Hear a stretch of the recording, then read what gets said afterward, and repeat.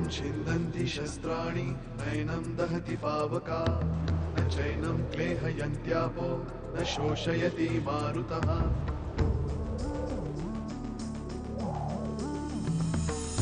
दिवसामागुणरात्र धावते सकाळ संध्याकाळ सूत्रधार जो या साऱ्याचा नावतयाचे काय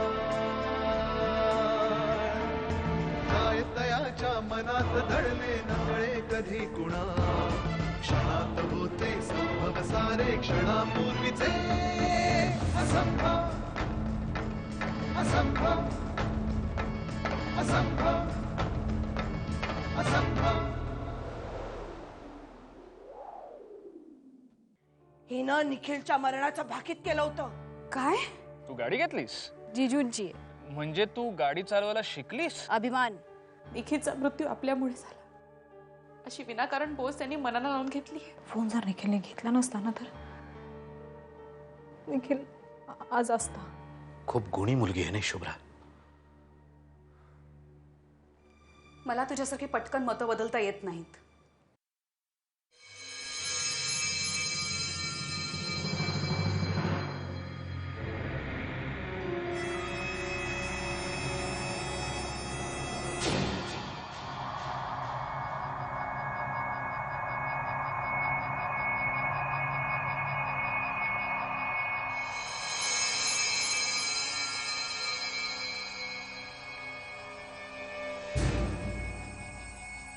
कोण आहे? कोण आहे? को को कोण आहे?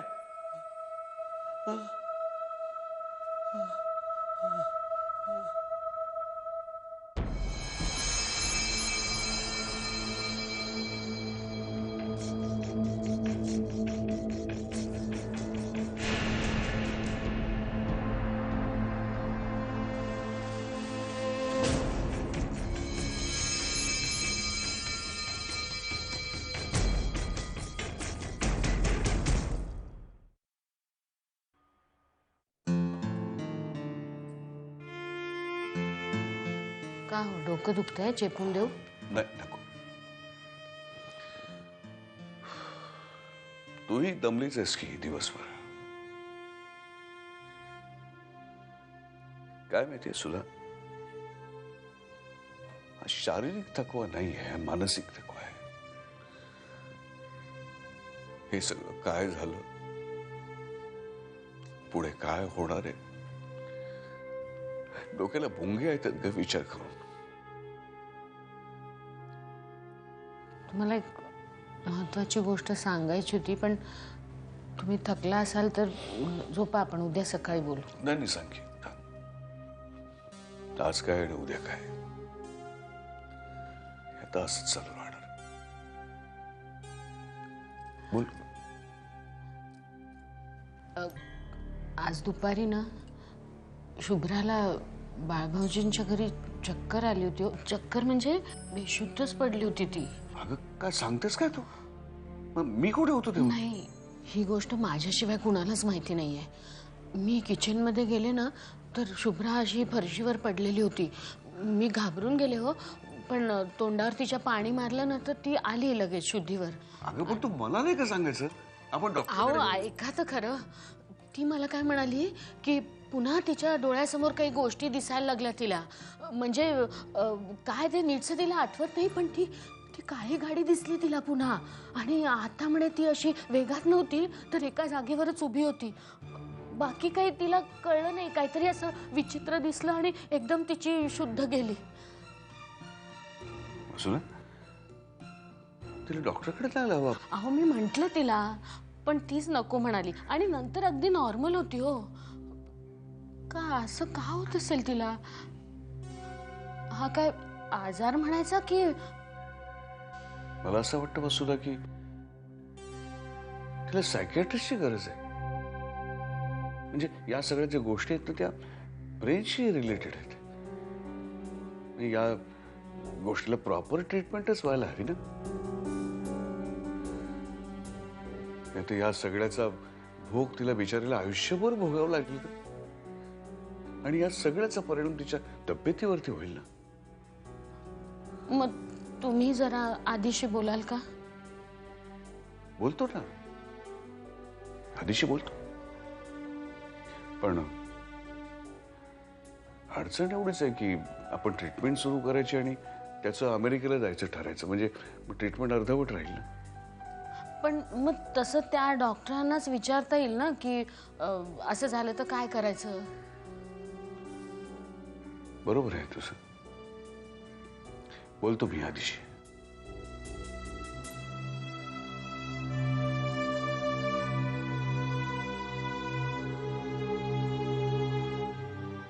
वसुधा, बाळ खूप इमोशनल होऊन बोललं का आधीशी? तो म्हणाला की मला तुझी अत्यंत गरज आहे, तू जाऊ नकोस अमेरिकेला.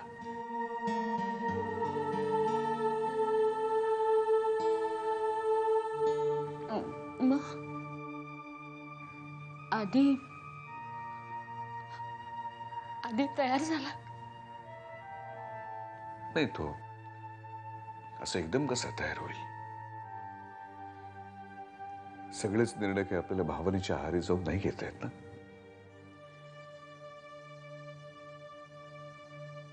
आपण आधीच्या बाजूने सुद्धा विचार करायला हवा. तेच तर करत आलो ना इतकी वर्ष.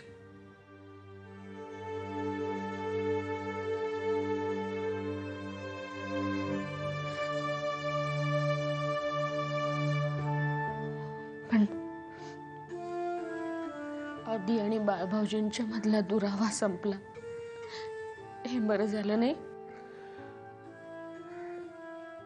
बाळ आणि निखित मधला दुरावा मात्र तसाच राहिला कायम. अगदी शेवटपर्यंत.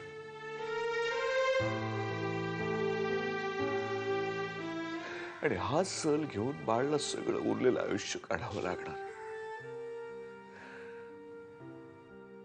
मला नुसतं विचार करून सुद्धा एवढा त्रास होतो. बाळ कसं सोसत असेल का हे सगळं?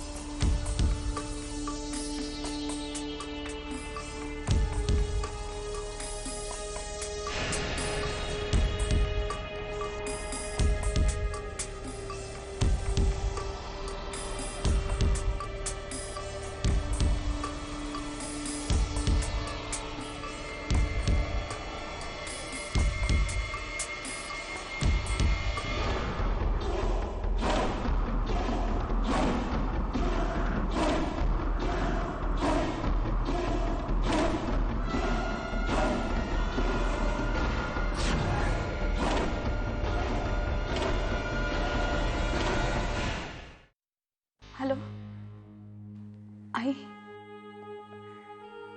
कशी आहेस तू? मी कशी असणार आहे, जगते. पण पूनम, तुम्ही कसे आहात? बाळ सावरला का ग तू धक्क्यातून? आई आई मला तुझी खूप आठवण येते ग.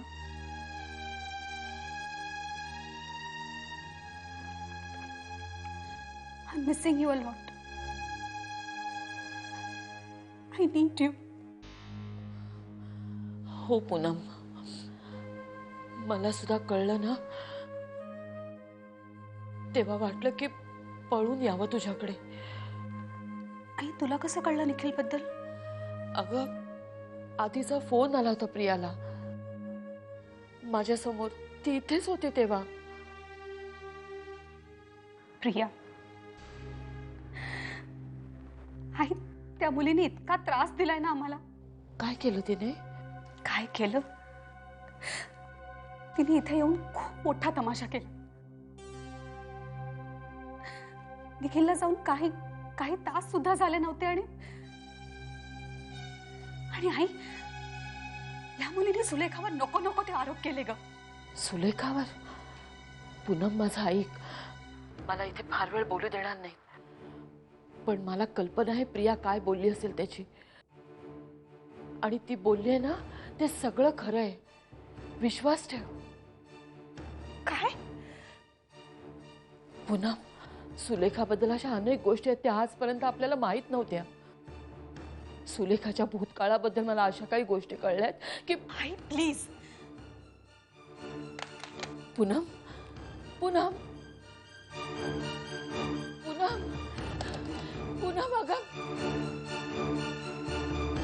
Hello hello hello Poonam.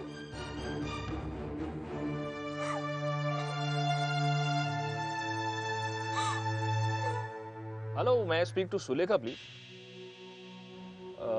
Sulekha Raut? This is 9970602941, right? हाँ, मग हा मिस सुलेखा राऊतचा नंबर नाहीये का? Oh, mister Padhye. I am sorry, Mr. Padde. It's my mistake. Sorry. Have a nice day. Yeah.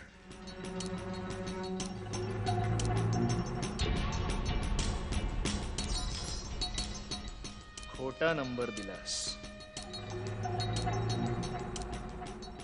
पण तुला शोधून काढणं फार कठीण नाहीये सुलेखा. मला एखादी गोष्ट मनापासून हवी असली ना की काहीच फार कठीण नसतं. आपली भेट होणार पुन्हा. This is not the end, just the beginning.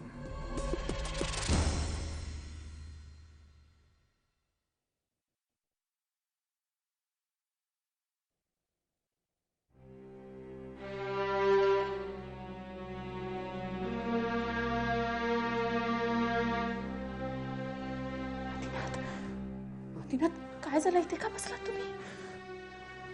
काय? शुभ्रम, मी मारलाय त्याला. माझ्यामुळे मेलाय तो. कोणाबद्दल बोलताय तुम्ही? निखिल. काय बोलताय तुम्ही? I killed him. असं काय बोलायचं ना. तुम्ही काही केलं नाही. शुभ्रा, मी खरंच सांगतोय. मी जर तुझा पहिला फोन घेतला असता किंवा तुझं म्हणणं ऐकलं असतं तर कदाचित निखिल वाचला असता. मी माझ्या फालतू इगो पायी. आदिनाथ असं काहीही नाहीये.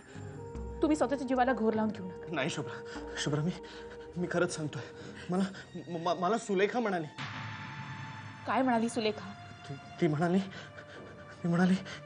की निखिल रस्ता क्रॉस करत होता तेव्हा त्याचा फोन वाजला.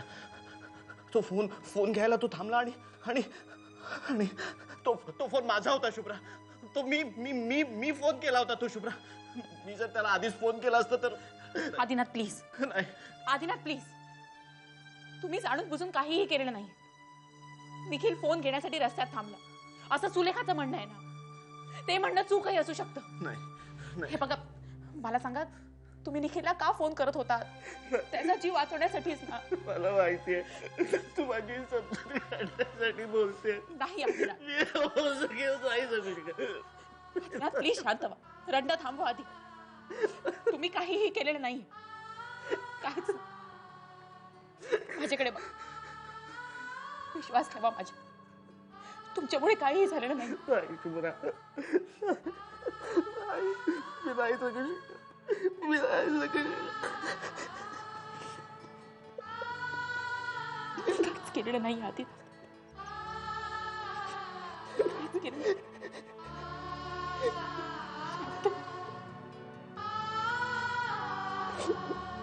आपण कचू नाहीच पाहिजे, आपण कचू नाहीच पाहिजे. सुलेखा, शिबाई, ए सुलेखा, उठ उठ ग बाई. तिचा तू चादर काढ, तू उठ, तू आधी उठ उठ उठ. उठले उठले उठले. उठलीस का? हं, सांग आता. काय सांगू? अगं पोलीस स्टेशन मध्ये काय झालं ते सांग.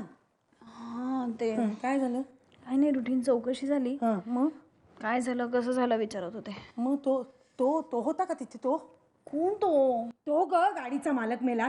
हा सुटला जामिनावर. म्हणजे सुटला तो? जामिनावर आत्या, कोर्टात केस उभी राहील ना. आणि मी सांगू का, मी समोर होते तिथे. मी माझ्या स्वतःच्या डोळ्यांनी बघितलं. त्या ड्रायव्हरची काही चूक नव्हती, निखिलचीच चूक होती. हे चूक कोणाचीच नव्हती ग, चूक कोणाचीच नव्हती. चूक तिची होती, ती काळ्या जिभेची. कोणाबद्दल बोलताय तुम्ही? ती ग ती पनवती अवदसा शुभ्रा मेली.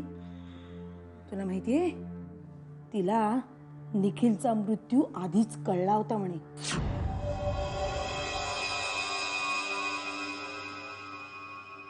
काय? हो, मी स्वतः ऐकलंय तिचं आणि वहिनीचं बोलणं.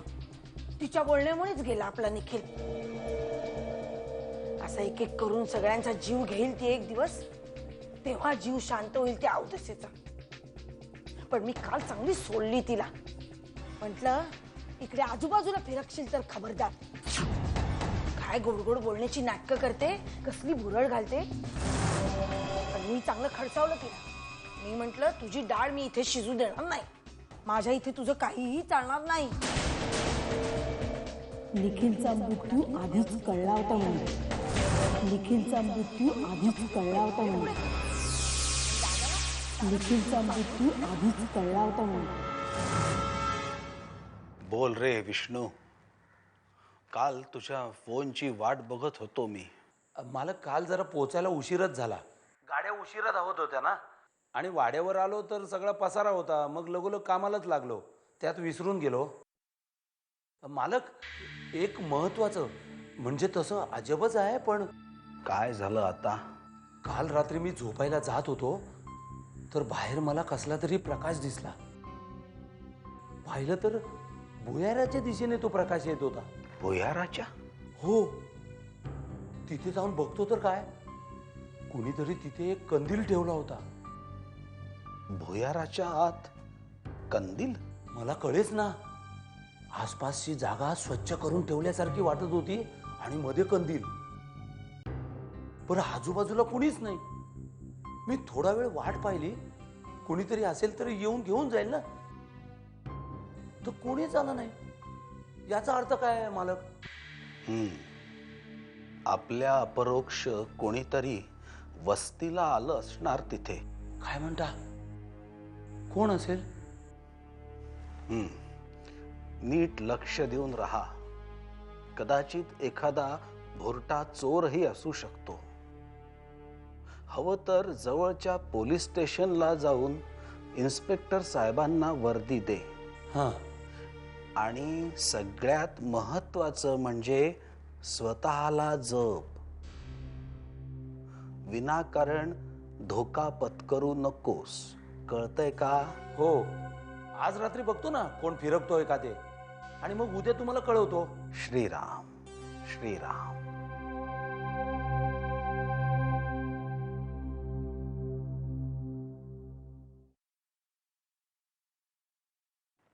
काय हा राडा. छे, प्रथमेश म्हणजे ना नुसता रंगांशी खेळत असतो.